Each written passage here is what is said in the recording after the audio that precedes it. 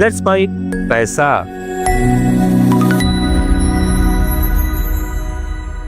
नमस्कार दोस्तों, let's mic पैसा में मैं मनीष आपका स्वागत करता हूं आज के हमारे इस वीडियो में। दोस्तों, हमारे भारत के शेयर मार्केट में लगभग 3000 कंपनीज लिस्टेड है जिनका की शेयर ट्रेड होता है। इन 3000 कंपनीज के शेयर जब इनिशियली स्टार्ट होते हैं, वो कैसे स्टार्ट होते हैं, आज हम उसके बारे में समझेंगे।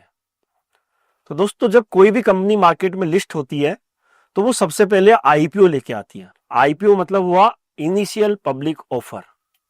तो आज के इस वीडियो में हम आईपीओ के बारे में डिटेल से समझेंगे कि आईपीओ होता क्या है, कोई कंपनी जब इसको लेके आती है तो वो किस तरीके से लेके आती है, उसको क्या क्या प्रोसेस फॉलो करने पड़ते हैं, उनके नियम क्या है, कोई कंपनी आईपीओ लेके आ रही है तो उसके क्या क्या नियमों को पूरा करना पड़ता है, और आईपीओ एक आम आदमी के लिए, आप निवेशक के लिए किस तरीके से फायदेमंद हो सकता है, आज के इस वीडियो में हम डिटेल से बात करने वाले हैं। तो चलिए दोस्तों, बिना देरी करे शुरू करते हैं हमारा आज का ये वीडियो आईपीओ के बारे में संपूर्ण जानकारी। तो सबसे पहले तो हम बात करते हैं कि आईपीओ दोस्तों होता क्या है। जब भी किसी कंपनी को अपने एक्सपेंशन के लिए, अपने बिजनेस को बढ़ाने के लिए अगर उसको पैसे की रिक्वायरमेंट है, तो मान लीजिए कि एक्स कंपनी है और उसको अपने बिजनेस को एक्सपेंशन करना है या कुछ पुराने कोई डेट है उनको निपटाना है, तो उसके लिए वो कंपनी को पैसा इकट्ठा करना है। अब पैसा इकट्ठा करना है तो वो कंपनी क्या करती है, अपने जो भी उसके प्रमोटर्स होते हैं, उनके जो शेयर्स होते हैं, उनके हिस्सों के शेयर में से कुछ शेयर वो आम आदमी के लिए डाइल्यूट करती है, और वो डाइल्यूशन कहलाता है आईपीओ।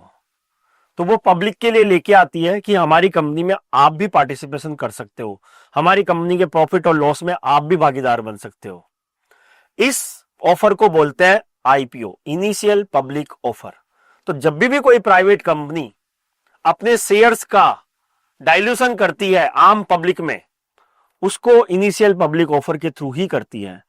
तो आईपीओ इसको बोलते हैं कि जब भी किसी कंपनी को पैसे की रिक्वायरमेंट होती है तो वो मार्केट में पैसा उगाने के लिए, मार्केट से पैसा लेने के लिए, आम निवेशक के लिए अपने शेयर्स का डाइल्यूशन करती है, जिसको आईपीओ के थ्रू ही वो डाइल्यूशन करती है, जिसको आईपीओ बोलते हैं, आईपीओ की लिस्टिंग बोलते हैं। जैसे ओला इलेक्ट्रिक का मैं आपको एक एग्जांपल देता हूं। ओला इलेक्ट्रिक एक कंपनी है जिसको अपना ईवी बिजनेस बढ़ाना था हिंदुस्तान में, तो उसको 6000 करोड़ की रिक्वायरमेंट थी। तो वो 6000 करोड़ की रिक्वायरमेंट के लिए इनिशियल पब्लिक ऑफर लेके आई और उसने 150 से 200 रुपए प्रति शेयर के हिसाब से इनिशियल पब्लिक ऑफर की शुरुआत करी। तो जो भी इन्वेस्टर, जो भी निवेशक ने उसमें पार्टिसिपेशन किया और जिसको उसके शेयर मिले, वो उस कंपनी के भागीदार बन गया। तो शेयर क्या होता है, भागीदारी होती है, तो वो उसका भागीदार बन गया। अब आईपीओ क्यों लाती है कोई कंपनी, वो किस कारण से आईपीओ लाती है, उसमें पहला कारण होता है दोस्तों फंड जुटाना। उसको अपना फंड चाहिए होता है बिजनेस बढ़ाने के लिए। जैसे ओला इलेक्ट्रिक का मैंने आपको एग्जांपल दिया, तो बिजनेस बढ़ाने के लिए या पुराने कर्जे चुकाने के लिए या कोई नए प्रोजेक्ट लाने के लिए उसको पैसे की रिक्वायरमेंट होती है, तो इसलिए वो आईपीओ लेके आती है। दूसरा आईपीओ होता है कि वो लिक्विडिटी पे चाहिए होती है उसको, तो लिक्विडिटी के लिए भी एक कंपनी आईपीओ लेके आती है। अपनी ब्रांड वैल्यू की बाजार में वो परख करती है, ब्रांड वैल्यू आईपीओ लाएगी, ब्रांड वैल्यू बढ़ेगी तो कंपनी की साख बढ़ती है, कंपनी की साख बढ़ेगी तो इसलिए भी आईपीओ लाया जाता है। 2025 में भारत में आईपीओ का क्रेज भयंकर वाला चल रहा है। अभी रिसेंटली हुंडई इंडिया का एथर एनर्जी के आईपीओ आए और आने वाले लाइन में है। जोमेटो का आईपीओ आया था 76 रुपए प्रति शेयर पे, और उसकी आज की कीमत दोगुने से भी ज्यादा है। अब कंपनी आईपीओ लेके कैसे आती है, इस बारे में हम समझते हैं। आईपीओ लाने की जो प्रक्रिया है वो ऐसा नहीं है कि कल कंपनी ने सोचा और आज आईपीओ ले आई। आईपीओ लाने की प्रक्रिया 6 से 12 महीने की प्रक्रिया होती है। अब वो प्रक्रिया किस तरीके से होती है वो हम समझते हैं। सबसे पहले कंपनी के बोर्ड मेंबर फैसला करते हैं। जब बोर्ड ऑफ डायरेक्टर्स की मीटिंग होती है उसमें यह फैसला लिया जाता है कि आईपीओ लेके आना है। सारे बोर्ड ऑफ डायरेक्टर्स की मंजूरी देते हैं, उसके बाद वो कंपनी आईपीओ के लिए तैयार होती है। उसके बाद कंपनी अंडरराइटर बनाती है। कोटक बैंक, बड़े बड़े बैंक इसके लिए हायर किए जाते हैं, जो कि उस शेयर की कीमत तय करते हैं। पीयर ग्रुप, उस कंपनी के पीयर ग्रुप में जो और कंपनीज है जो बाकी बाजार में अभी चल रही है, उनके कंपैरिजन में उसको देखते हुए उस शेयर, प्रति शेयर की प्राइस बैंड डिसाइड किया जाता है। एक डीआरएचपी दाखिल होता है। डीआरएचपी की फुल फॉर्म हुई ड्राफ्ट रेड हेरिंग प्रोस्पेक्ट। ये बनता है 200 से 300 पेज का। ये डॉक्यूमेंट होता है एक, जिसमें सारी फाइनेंशियल्स, सारे रिस्क और सारे प्लान तैयार किए जाते हैं और इसको सेबी में जमा किया जाता है। फिर सेबी इसका अप्रूवल देता है। सेबी 30 से 60 दिनों के अंदर उस DRHP को चेक करता है, पूरे ड्राफ्ट को चेक करता है और उसके बाद सेबी की मंजूरी मिलती है आईपीओ लाने के लिए। फिर कंपनी आईपीओ के प्रचार करती है, बड़े बड़े रोड शो करती है, बड़े बड़े कंपनीज में निवेशकों को लुभाने के लिए कंपनी अपने बारे में सब बताती है और इस तरीके से आईपीओ की शुरुआत होती है। प्राइस बैंड डिसाइड होता है और सब्सक्रिप्शन के लिए आईपीओ खुलता है। प्राइस बैंड मान लीजिए कि 150 से 200 रुपए का प्राइस बैंड डिसाइड हुआ और 3 से 5 दिन के लिए सब्सक्रिप्शन ओपन होता है।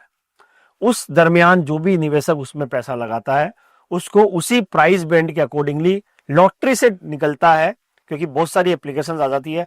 कंपनी मांगती है 5,000 करोड़ के लिए और आईपीओ का क्रेज इतना है कि कंपनी के पास 50,000 करोड़ रुपए के लिए आईपीओ की अप्लाई हो जाती है। फिर उसके बाद लिस्टिंग होती है, अलॉटमेंट होता है, लिस्टिंग होती है, ये सारी प्रोसेस होती है।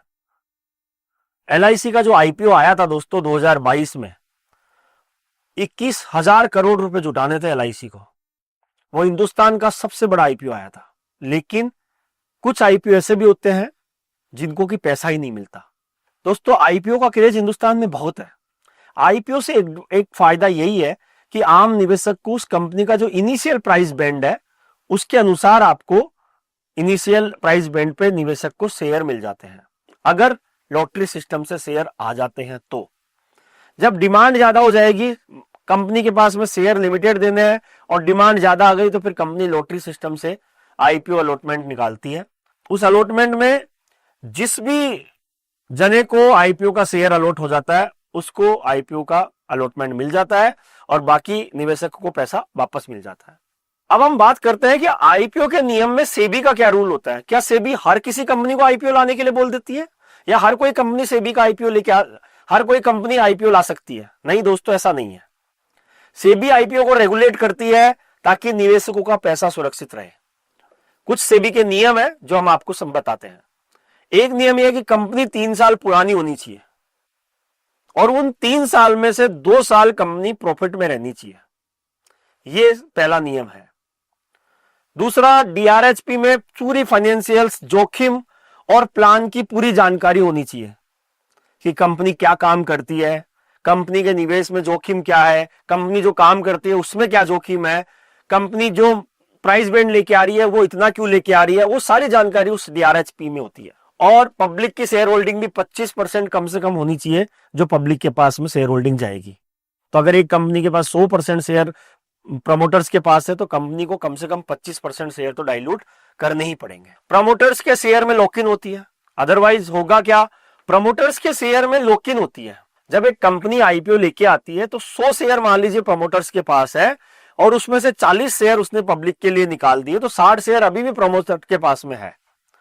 अब प्रोमोटर के शेयर अगर होता क्या, अगर सेबी के नियम नहीं बनते तो प्रमोटर ने क्या किया, जैसे ही शेयर लिस्ट हुआ प्राइस बढ़ गया और प्रमोटर ने अपने शेयर बेच दिए और इससे तकलीफ किसको होती, आम निवेशक को। तो सेबी ने इसको रोकने के लिए प्रमोटर के शेयर्स के लिए लॉक इन पीरियड बना दिया कि 1 से 3 साल के पहले कोई प्रमोटर शेयर बेच नहीं सकता। तो ये कहीं ना कहीं एक निवेशक को फायदा देने के लिए सेबी का रूल है। रिटेल निवेशकों के लिए कोटा भी होता है। 35% शेयर रिटेल निवेशकों के लिए रिजर्व होते हैं। तो जो 25% का जो मिनिमम क्राइटेरिया है कि रिटेल इन्वेस्टर के लिए होना चाहिए, 25% शेयर निवेश आम आदमी के लिए होने चाहिए, रिटेल इन्वेस्टर के लिए होनी चाहिए, उसका भी 35% शेयर जो है वो रिटेल निवेशकों के लिए होना चाहिए। हर तिमाही, हर क्वार्टरली कंपनी को फाइनेंशियल्स और सारी गवर्नेंस की डिटेल गवर्नमेंट को देनी होती है, सेबी को सब सौंपनी होती है। एक एग्जांपल की बताता हूं। सेबी ने पेटीएम के आईपीओ में सख्ती की ताकि निवेशकों को सही जानकारी मिले। तो दोस्तों सेबी पूरी गाइडलाइन के साथ किसी कंपनी को आईपीओ लाने की इजाजत देती है। ऐसे ही कोई कंपनी आईपीओ नहीं ला सकती है। अब आईपीओ के फायदे और जोखिम समझते हैं कि आईपीओ में क्या तो फायदा है और क्या जोखिम है, कंपनी की साइड में भी और निवेशक की साइड में भी। कंपनी की साइड में पहला फायदा तो दोस्तों यही है कि कंपनी को बिना ब्याज के पूंजी मिल जाती है। कंपनी की ब्रांड वैल्यू बढ़ जाती है और लिक्विडिटी भी पूरी आ जाती है कंपनी के पास। तो ये कंपनी का एक फायदा है आईपीओ लाने में। लेकिन कंपनी को नुकसान भी है क्योंकि प्रक्रिया महंगी है, कंट्रोल में कमी हो जाती है क्योंकि शेयर्स का जो है वो कमी, उसके खुद का प्रमोटर का होल्डर नहीं होता, अब शेयर होल्डर भी आपकी कंपनी में भागीदार बन जाते हैं तो वो कमी हो जाती है। और सेबी के नियमों का दबाव तो कंपनी पे रहता ही रहता है। तो ये कहीं ना कहीं एक कंपनी को नुकसान भी होता है। अब मैं बात करूं कि निवेशकों को क्या फायदा है। निवेशकों को यह फायदा है कि कंपनी का शेयर अगर मार्केट में लिस्ट हो जाता है और उसकी प्राइस बढ़ जाती है तो उसको उस प्राइस पे लेना पड़ेगा। लेकिन अगर आईपीओ में अलॉटमेंट आ जाता है तो कंपनी को, किसी निवेशक को कम भाव में ही पैसा शेयर मिल जाता है। जैसे नायका का एक एग्जांपल देता हूं, नायका का शेयर 535 रुपए प्राइस में लिस्ट हुआ और आज उसकी प्राइस जो है वो 2500 रुपए चल रही है। तो ये फायदा भी है एक निवेशक को, ग्रोथ का फायदा है। आईपीओ में आने वाले शेयर की लिस्टिंग प्राइस पे कई शेयर तो 100% तक बढ़ जाते हैं। लेकिन नुकसान भी है, प्राइस जरूरी नहीं कि लिस्टिंग प्राइस से ऊपर ही जाए, नीचे भी जा सकता है। पेटीएम का शेयर 2150 रुपए से 500 रुपए तक चला गया था क्योंकि नई कंपनी की जानकारी भी नहीं होती। ये भी कहीं ना कहीं रीजन होता है। जोमेटो के निवेशकों ने पहले दिन ही 50% कमा लिया और पेटीएम के निवेशकों ने नुकसान उठाया। तो आईपीओ में कुल मिला के निवेशक को फायदे के साथ नुकसान भी होता है। तो अपनी निवेश क्षमता और जोखिम क्षमता के अनुसार ही निवेश करना चाहिए। अब आईपीओ में निवेश करना कैसे कर सकते हैं। आईपीओ में निवेश करने के लिए आपको सबसे पहले एक डीमेट अकाउंट खुलवाना पड़ता है। किसी भी ब्रोकिंग कंपनी में जाके आपको डीमेट अकाउंट खुलवाना पड़ेगा, या आप अपने निवेश सलाहकार से बात करते हैं, वो भी आपके लिए डीमेट अकाउंट खुलवा सकते हैं। आपको उस कंपनी में आईपीओ में पैसा लगाने से पहले उसकी रिसर्च करनी चाहिए कि क्या ये कंपनी वाकई में अच्छी है, क्या ये जो प्राइस दे रही है वो जस्टिफिकेशन वाला है या नहीं है, क्या पीयर ग्रुप के साथ इसका जो प्राइस दिया जा रहा है वो सही है या नहीं है, क्या कंपनी के फंडामेंटल है, क्या उसके टेक्निकल है, वो आपको समझने चाहिए किसी भी आईपीओ में अप्लाई करने से पहले। आईपीओ में अप्लाई करेंगे आप, उसकी जो 3 से 5 दिन के लिए वो आईपीओ खुलता है उसके बीच में ही आपको अप्लाई करना पड़ता है। आईपीओ में जो तय सीमा होती है उस अमाउंट को ही आपको अप्लाई करना पड़ेगा और वो अमाउंट जो है आपकी बैंक में लॉक हो जाता है, आपको पैसा देना नहीं पड़ता। अस्मा फैसिलिटी में आपका वो जो अमाउंट है, जितने रुपए का आप आईपीओ लगा रहे हो, वो आपके अकाउंट में लॉक हो जाएगा। अगर आपको आईपीओ का अलॉटमेंट आ जाएगा तो वो पैसा डेबिट होकर कंपनी के पास चला जाएगा, अदरवाइज आपका पैसा फ्री हो जाएगा। आपको आईपीओ में पैसा लगाने के लिए एक सावधानी ये भी रखनी है कि आप पहले ये चेक करो कि कंपनी में कहीं कोई दिक्कत तो नहीं है। दूसरे के देखे देख में आईपीओ मत लगाओ। हो सकता है 1 महीने पहले कोई आईपीओ आया, वो 50% 60% बढ़ गया हो, लेकिन जरूरी नहीं कि हर आईपीओ ही बढ़े। इसलिए अपना सोच समझ के पैसा लगाएं। ज्यादा लॉट्स के लिए आप अप्लाई करेंगे तो आपके अलॉटमेंट के चांसेस हो सकते हैं, क्योंकि कई बार कंपनी का जो सब्सक्रिप्शन है वो कई गुना बढ़ जाता है, 10-10 गुना, 15-15 गुना सब्सक्राइब हो जाते हैं आईपीओ, और फिर अलॉटमेंट लॉटरी पे होता है। तो आपको लॉटरी में अगर आपने ज्यादा अलॉटमेंट के लिए लगाए होंगे, ज्यादा अप्लाई किया होगा, तो आपको अलॉटमेंट के चांसेस हो सकते हैं। लेकिन कभी भी लालच में आके आईपीओ में पैसा नहीं लगाए, देखा देखी में पैसा नहीं लगाए। आपके पास अगर पैसा है, आपको लगता है कि आपको लगाना चाहिए, आपकी निवेश जानकारी और आपकी जोखिम क्षमता ये कहती है, तो आपको आईपीओ में पैसा लगा लेना चाहिए। लगाने में कोई बुराई नहीं है, लेकिन देखा देखी न लगाएं। कई बार ऐसा भी होता है कि लिस्टिंग वाले दिन शेयर का प्राइस बढ़ने की बजाय डाउन में खुलता है। मान लीजिए कोई कंपनी ने आईपीओ का प्राइस दिया 200 रुपए और आपको जब लिस्टिंग हुई इस कंपनी के शेयर की तो लिस्टिंग हुई 180 रुपए पे, तो आपको लिस्टिंग गेन की बजाय लिस्टिंग लॉस हो गया। दोस्तों, आईपीओ जो है वो वेल्थ बनाने का एक अच्छा मौका है, लेकिन उसके लिए आपको आईपीओ में अलॉटमेंट आने के बाद बेचना नहीं चाहिए। आप अगर उस कंपनी में विश्वास रखते हैं तो आपको लॉन्ग टर्म के लिए उस कंपनी का शेयर होल्ड करके रखना चाहिए और अपनी निवेश क्षमता को, अपनी जोखिम क्षमता को देखते हुए निवेश करना चाहिए। अपने निवेश सलाहकार से बात करके निवेश करना चाहिए। तो दोस्तों, ये था आईपीओ के बारे में संपूर्ण जानकारी। आशा करूंगा कि आपको ये वीडियो पसंद आया होगा, तो आप इसको लाइक कीजिएगा, अपने दोस्तों के साथ शेयर कीजिएगा और हमारे इस चैनल लेट्स माइक को सब्सक्राइब भी कीजिएगा। धन्यवाद। आप सुन रहे थे Let's Mic more than radio. Follow कीजिए हमें हमारे सोशल मीडिया प्लेटफॉर्म्स पर। आप सुन रहे थे Let's Mic. More than radio.